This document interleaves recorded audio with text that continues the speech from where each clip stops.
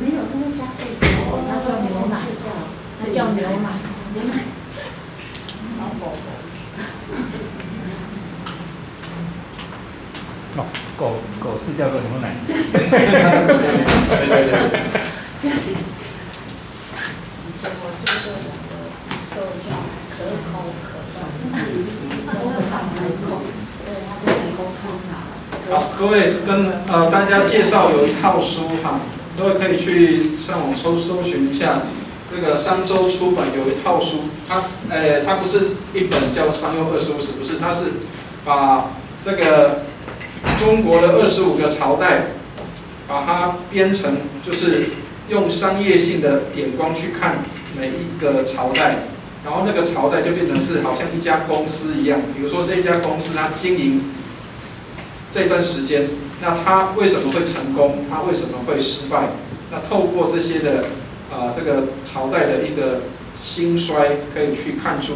它的统治或是它的治理或管理方式有哪一些是值得我们现在去借鉴的一些东西。所以包括我们有很多在这个经营公司或者是在经营一些管理学上面的东西的时候，可以从别人的成功或失败的经验里面去了解一些东西，可以去了解一些东西，所以其实读历史就是，叫做观古见今，就是看过去的人他是怎么做的，然后用这个来了解我现在可以怎么做。好，所以听说以前现在我不晓得美国总统还有没有这些的幕僚，以前。据说早期美国总统的幕僚群当中，一定要有一个是学历史的。为什么？因为他要了解说，美国历史里面，他们大概有200多年的历史哈，他们会去问这些的学过历史的人，会问他们说，如果假设，比如说林肯在那个时候他会怎么做，或者是这个华盛顿在那个时候他是怎么做的，就是在遇到这个难题的时候。这些前辈们他们是怎么去度过那个困难？所以当然很多人会觉得说，好像学历史、学文学的东西没有什么太大的用，但是事实上有时候这些东西是给我们有一些的那个就是资源跟支持。当你在做一些决策或决定的时候，要了解说为什么这个人做他可以成功，为什么这个会失败？比如说为什么这个南国？犹大国它可以撑得比这个北国以色列要久，那一定有它的一个原因所在所以接下来我们要看的就是南国犹大的部分，因为我们刚刚看到北国的以色列的一个败亡史，他们最早的国王叫做这个耶罗波安，最后一个叫何西亚这个东西就是中间的一些过程，就知道说里面有一些的东西是因为他们有一些违背了上帝的话，或者是离开了上帝的话，以至于他们去拜偶像，或者是去接纳了这些外族人的文化之后，反而害了他们自己，让他们自己就整个就跟国家走向灭亡的路。好，那相对来说，南国就比较单纯因为南国只有一个王朝，就是大卫王朝。所以大卫王朝一个很厉害的地方就是。他的子孙一直坐着这个王朝的位置，所以他从来没有被篡位过这个大卫王朝从来没有被篡位过，一直到最后的那个国王这个西底家，都是大卫的子孙都是大卫的子孙。好，请大家看一下100页，第100页这边。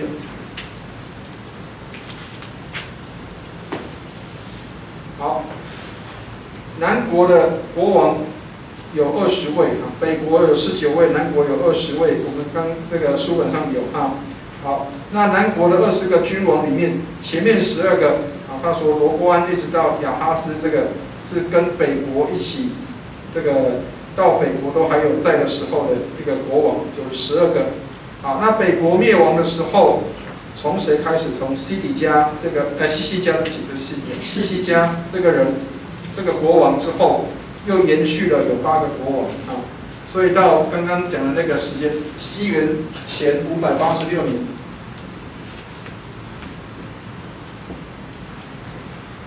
西元前586年的时候才被巴比伦给灭掉啊，所以101页上面，所以上面请大家写一下586 BC 啊，这个586 BC 被巴比伦灭掉。好，那南国的好的王当中呢，有几个是比较特别跟杰出的，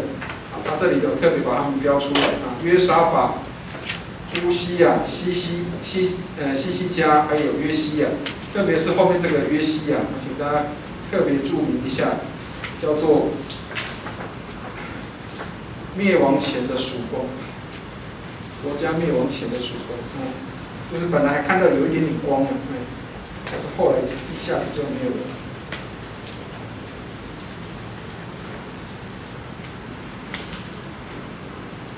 好，然后南国的首都都在耶路撒冷，所以耶路撒冷是一个很重要的都市，因为南国这个犹大国是以耶路撒冷为首都的，那圣殿敬拜都在这个耶路撒冷里面，所以这个圣殿山就在耶路撒冷里面。好，请大家看一下101页，好，第一个国王，应该大家就可以知道了。好，第一个国王，请大家看一下这个罗波安啊，罗波安时期就是这个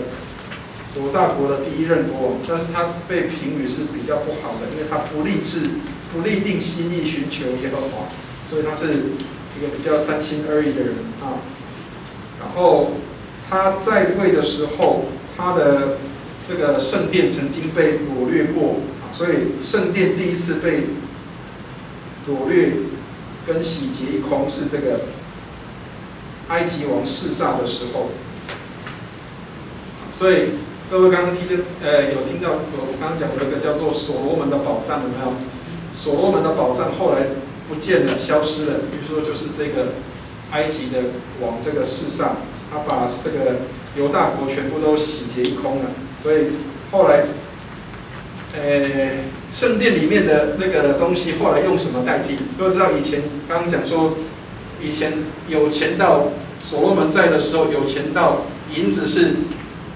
没有价值的，所以他连那个以前在圣殿里面那个卫士那个守卫拿的盾牌都是金子打的，用金子打盾牌。可是到后来，这个因为这个示撒这个法老王把这个以色列把这个犹大国洗劫一空了之后，圣殿的好东西全部都被带走了，所以他们后来用什么东西来做盾牌？他们用那个铜啊，用铜来代替金子打盾牌给那个圣殿的守卫，所以就知道那个一下子那个经济落差就很大了，因为这个国王国家被洗劫了啊。好，请大家看一下102页。你刚刚看到有4个南国的犹大国王，还算比较好一点的，还算好东西的啊。在102页这边有一个约沙法，有没有？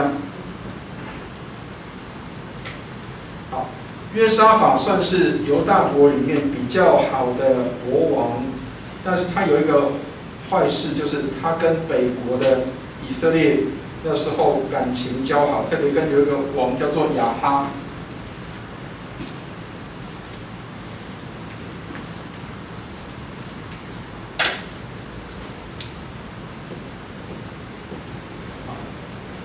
各位如果看那个圣经里面的话，亚哈这个国王怎么坏？他除了他不遵守上帝的话以外，他有另外一件不好的事情，就是他曾经去抢人家的葡萄园。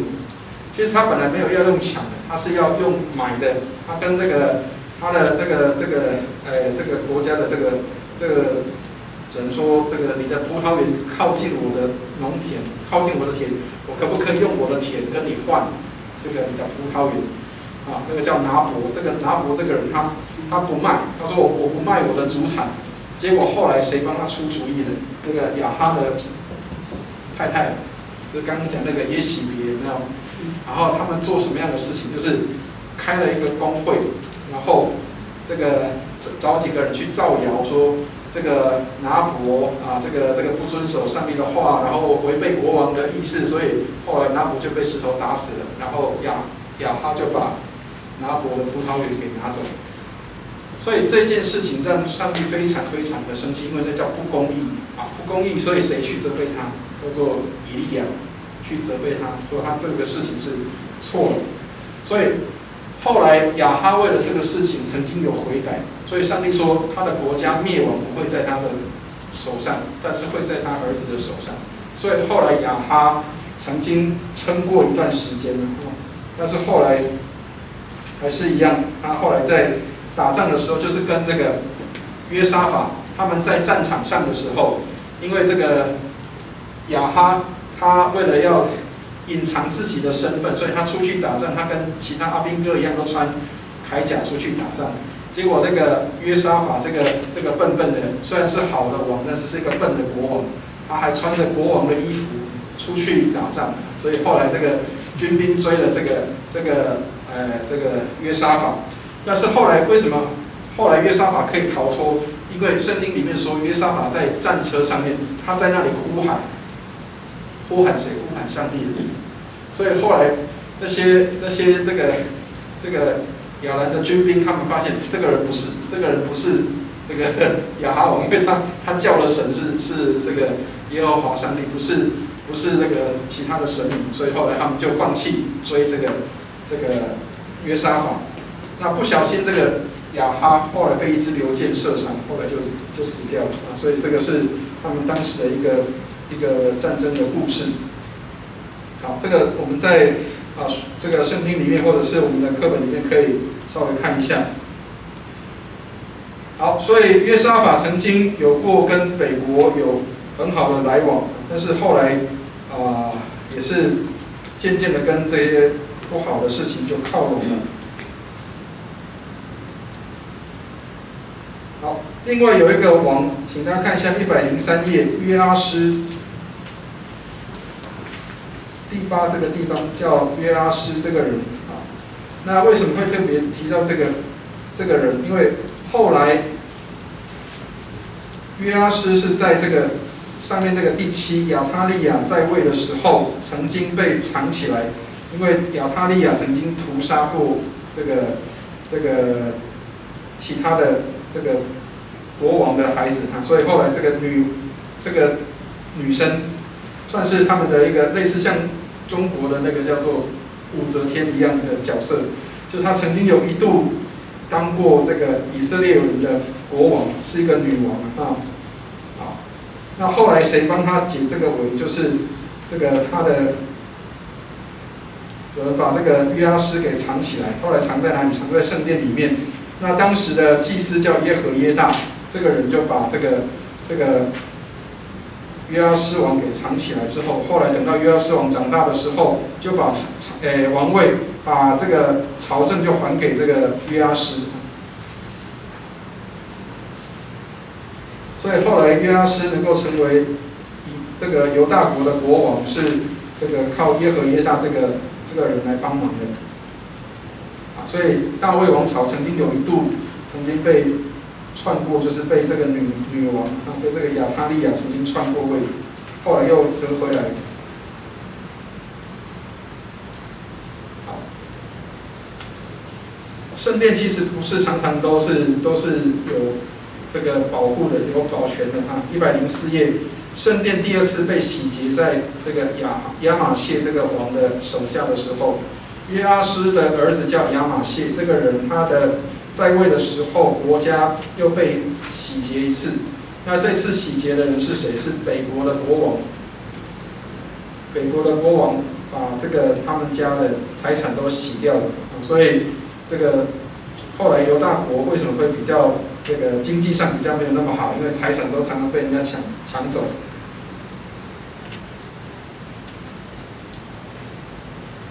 好，第10个这个乌西亚王，这个人也是一个算是很不错的国王，但是他后来长大麻风，这个死掉了啊。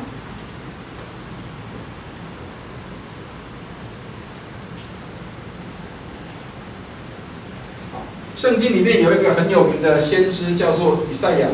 以赛亚在的时候，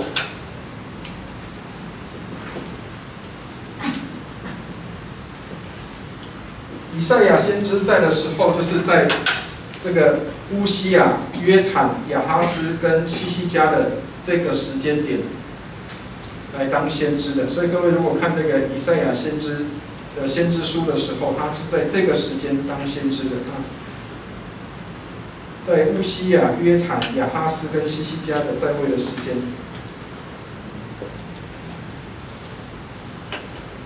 好，西西家王本来也是一个差一点，在他的时候快要被灭掉的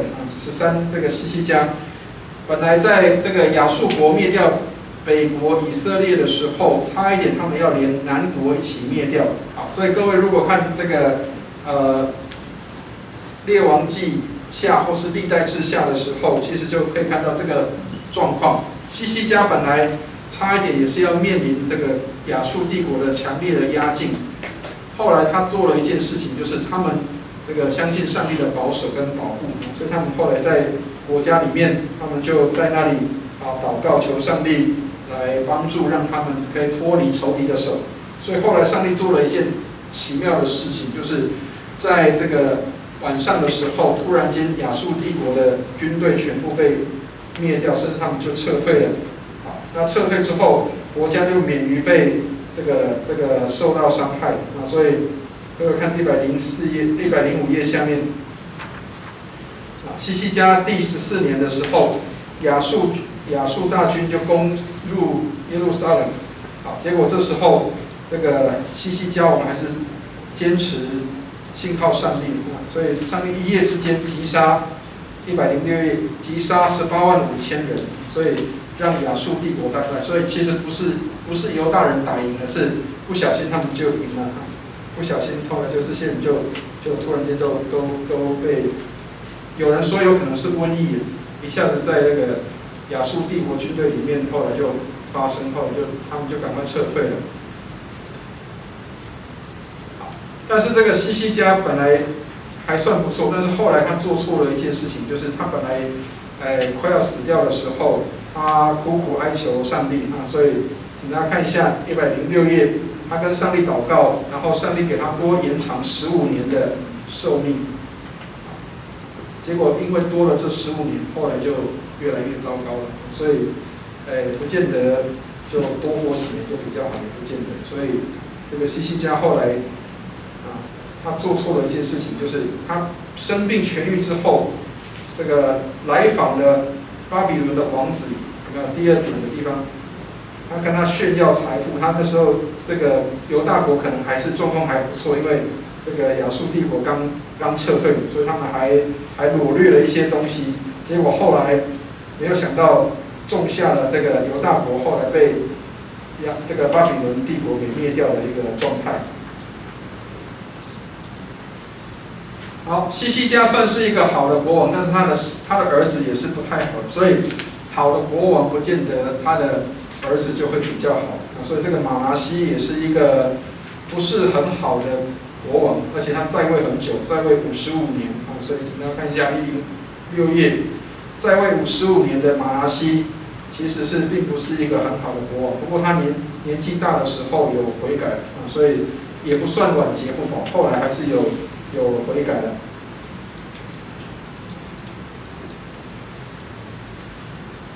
好，107页，重点来了，在这个地方16，这个约西亚请大家在上面写中兴之主。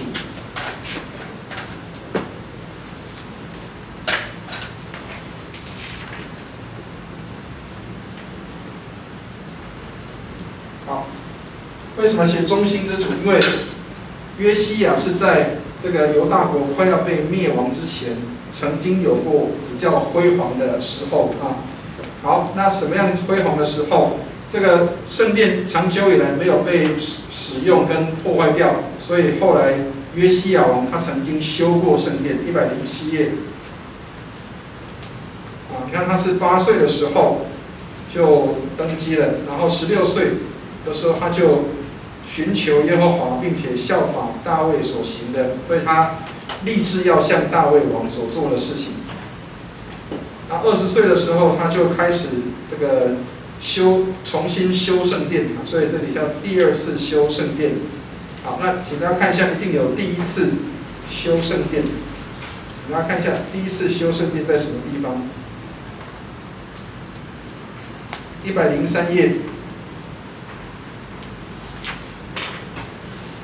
第8的地方，约阿施的时候，曾经有过修圣殿，有没有？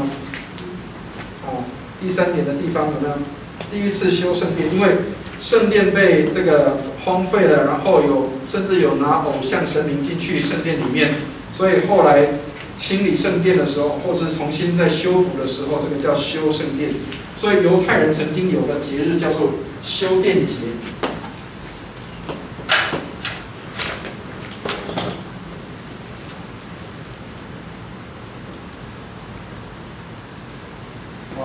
修殿节是什么样的节日？修殿节就是这个做圣殿的整修跟装修的时候，所以他们对圣殿的维护其实也相当的用心。每一年一定会有这个修殿节来做这个圣殿的修复跟维护的时间。好，107页，约西亚的时候是第2次修圣殿。在修圣殿的时候，发生一件事情，就是在圣殿的夹层里面，他们找到了律法书。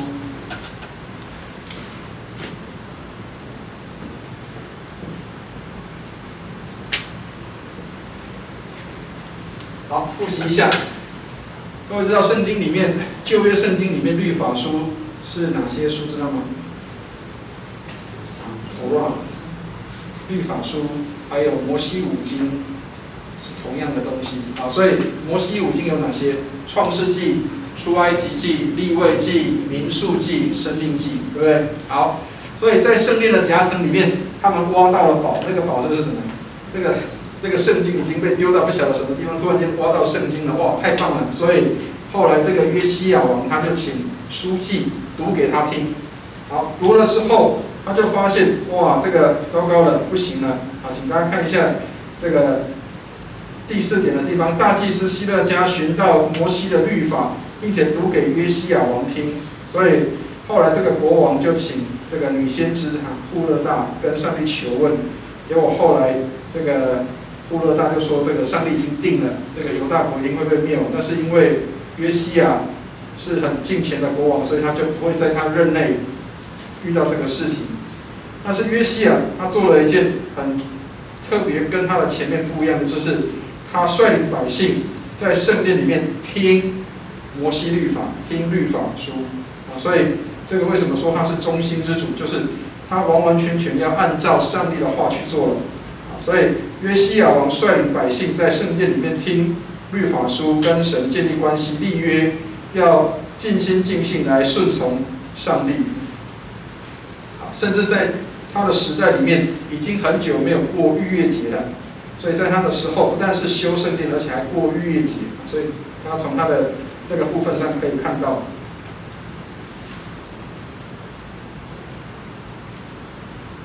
好。但是虽然这个国王很不错啊，但是还是有很笨的时候，因为这个不听劝的时候，所以国王不听劝的时候，有时候要很小心啊。好，这个埃及王尼哥去攻打这个亚述王的时候，这个约西亚王就要出去跟埃及王打仗，所以大家看一下在这个约西亚的这一段里面的最后一个啊，好，然后这个尼哥这个埃及王。本来跟约西亚说不要插手，结果后来不小心这个约西亚就战死了，所以差一点，本来有一点这个民族本来还有一点希望跟亮光的，后来到他的时候就没有了。那国家弱的时候，就连你要选择谁做国王都要受制于人，所以后面请大家看一下，这个就是后来被受制的这个状况。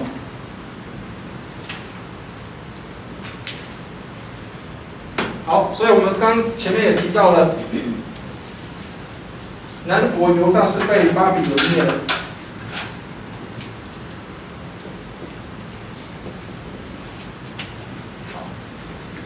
巴比伦是继亚述之后的一个霸主啊，所以巴比伦王后来成为这个欧亚大陆的一个很大的国家啊，这个是巴比伦王，这个叫尼布甲尼撒，各位可能听过这个人。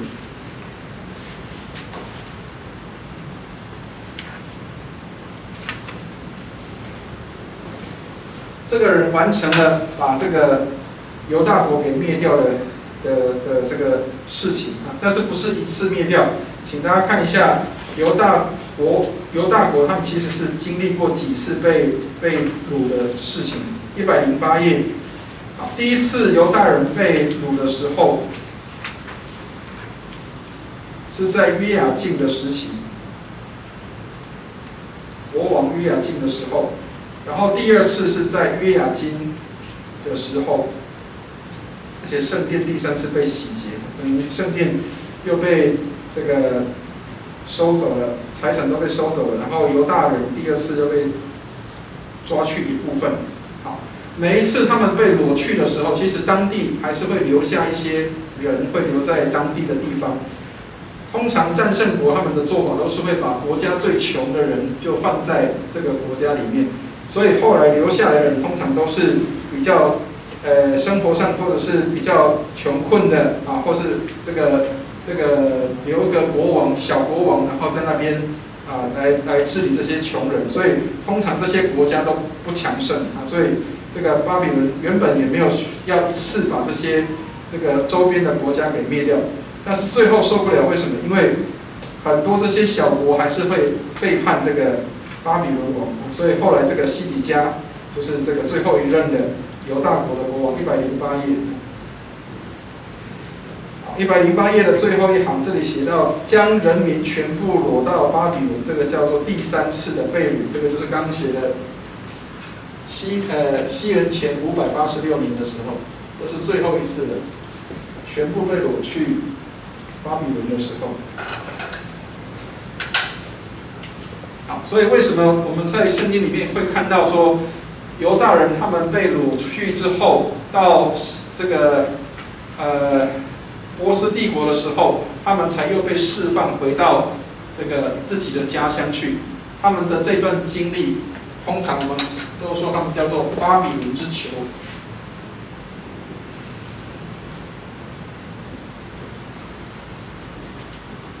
他们曾经被掳去当奴隶啊。所以以色列跟犹大的历史常常是这样，就是被掳去，然后又被成为奴隶，然后后来又回到自己的家乡。所以第一次他们最早的时候是雅各带他的家人到埃及，然后从埃及又回到这个被成为奴隶的地方，又回到自己的家乡，然后后来又被亚述跟巴比伦掳去，后来又回到自己的家乡。这个是他们的历史经常会这样的发生的。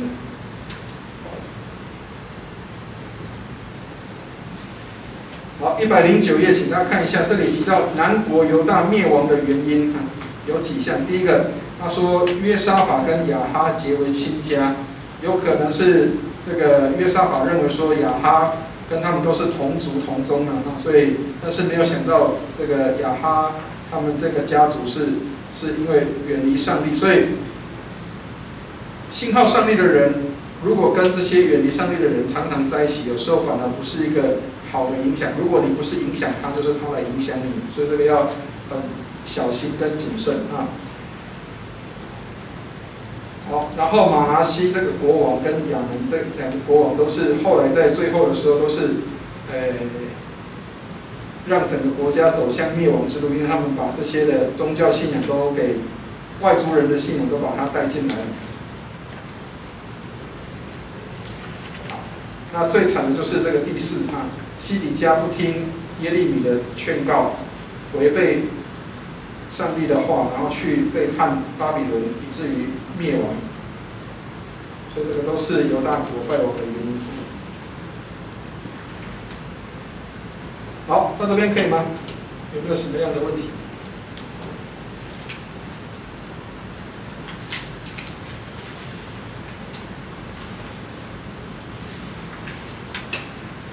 好，所以到这边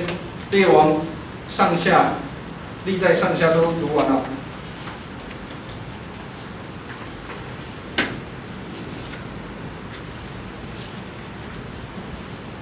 可以吗？有没有什么样的问题？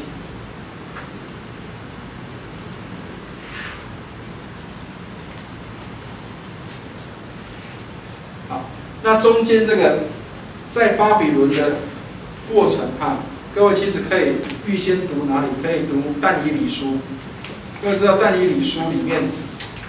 在讲一个什么样的事情？当这些被掳的人他们到巴比伦去的时候，刚刚讲那个尼布甲尼撒王。他做一件事情，就是他把掳来的这些人当中找一些优秀的人，然后这些优秀的人做什么？就是要为他的国家效力。好，所以但以理跟他的3个朋友的故事，就是在巴比伦帝国里面发生的事情。啊，他的3个朋友后来因为不愿意去拜这个尼布甲尼撒王的那个神像，所以后来各位可能有听过这个故事，就是后来这3个朋友被丢到那个火炉里面去。但是后来被丢到火炉里面去的时候，这个尼布甲尼撒王居然看到火炉里面有4个人在那边，他丢3个人进去，结果有4个人在那里。好，所以有这个解经家、神学家认为说，那个第4个人，他说好像人子，有可能是耶稣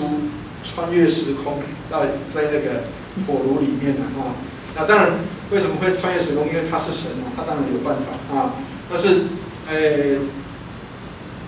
可能是这样，但是至少可以证明一件事情是，上帝跟这3个愿意遵守上帝话的人同在。所以，即使在火炉的苦难中，上帝也跟这3个人在一起。所以，即使我们在遇见苦难的时候，也不要觉得担心跟害怕。苦难中仍然有上帝的同在。所以我曾经讲过说，在以色列人他们曾经在这个希特勒的时候，德国人希特勒的时候，他们曾经被屠杀。那有人在那个毒气室里面曾经看过有一排字，上面写说：“这个时候上帝在哪里？”当你被逼迫的时候，当你受到患难的时候，当你受到人家的攻击伤害的时候，也许我们心里都会问说：这时候上帝你在哪里？结果在这一排字的下面的地方，一个很小的字上面又写了一段话，叫做：这个时候上帝在这里。意思就是，上帝没有离开这个毒气室。当这些以色列人他们在毒气室被毒杀的时候，上帝跟这些以色列人同在一起，他也在被迫害、被伤害的时候。我们的信仰让我们可以看到一个事情是，我们的上帝不是离我们很远的，他是跟我们在一起。所以上帝的同在，这是一个对以色列人来说一个信仰的一个很大的确定，就是即使在苦难当中，上帝没有远离。那同样的，我们人生也会受到不一样的苦难，或是不一样的患难。当你遇到人生当中一些苦难跟患难的时候，要记得上帝仍然在这里，他没有离开你，没有撇下你，没有丢弃你。所以这个也是要让大家能够清楚知道，有很多人把上帝当作他好像会请假，上帝什么这个时间不在啊，上帝可能请假去到别的地方去，或甚至可能有人会认为说啊，上帝是不是，像那个叫做民间信仰，他们会讲什么？他说这个庙啊，这个庙叫这个武灵武祥，听得懂意思吗？啊，意思就是好像这个庙很灵验，好像这个神灵比较在那个地方。我们的信仰不要造成这个错误的想法。很多人把好像哪一间教会比较兴旺，好像这个圣灵同在就比较多啊，或者是好像耶稣同在就比较多，不是哈，不是。神随时都与我们同在，在我们的心里。所以无论你在哪一间教会，在哪一个地方，上帝都与我们同在。但是当你不愿意回转，把你的眼光转向神的时候，你就会觉得上帝不在。听得懂意思吗？啊，很多时候我们是把眼睛转到别的地方去，所以我们说啊，上帝不在，没有看到上帝。其实上帝一直都在，只是我们没有把我们的眼睛转回来。好，所以圣经里面常常提到悔改这个字眼。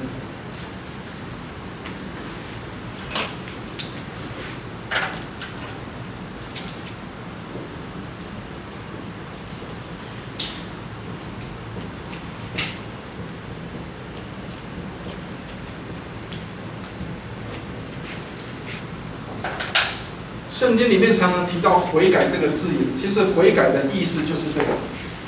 回转。你要把你的眼睛回转到上帝，要把你那个已经偏掉的眼光，要回到上帝的眼光里面去。啊，因为如果你不是回转的时候，你可能就是往那个不好的路一直往那边走了。这样可以了解意思吗？所以圣经里面讲说，悔改其实就是回转，你要把你的这个整个人不单是心理的转，而且是你的行为上也要转过来。所以常常需要调整眼光跟反省自己在做些什么，把眼光对焦回到神的里面。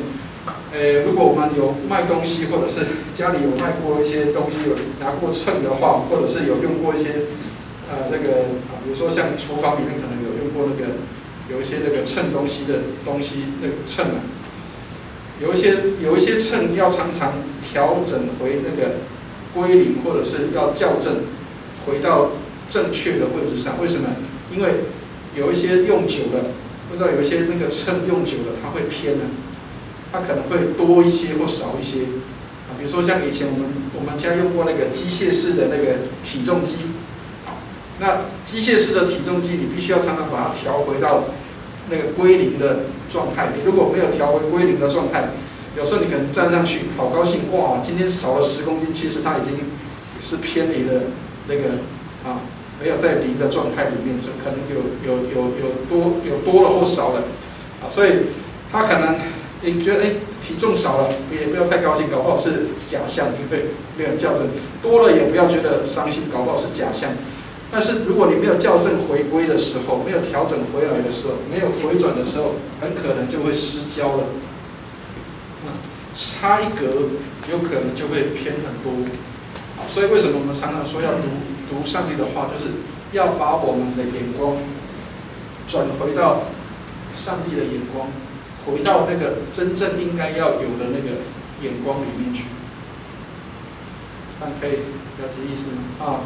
所以常常把上帝的话放在心里，就是要让我们常常校正回来上帝的话里面。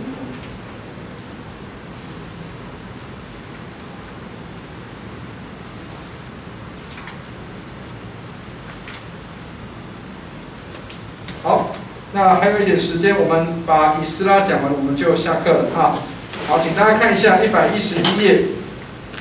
这个以斯拉就是很有趣的。我们刚刚一直在讲以斯拉编，有没有？每一卷书如果作者不晓得是谁，都说以斯拉编。为什么？因为以斯拉是一个文士，他是一个多重身份的他是一个文士，又是祭司。所以他在这个文学跟这个崇拜学上面，他是一个相当具有这个一个学术地位的人所以各位请看一下111页，作者以斯拉记的作者就是以斯拉，具有祭司跟文士的身份所以他是一个有学问的人，而且是一个祭司，在负责教导百姓怎么样去献祭的。好，所以请大家看一下。以斯拉带这个以色列人回家的时候，其实在这个之前就已经有了，在111页的这个最后一段的地方，以斯拉记记载，西元前536年的时候，所罗巴伯率领的第一批约5万犹太人回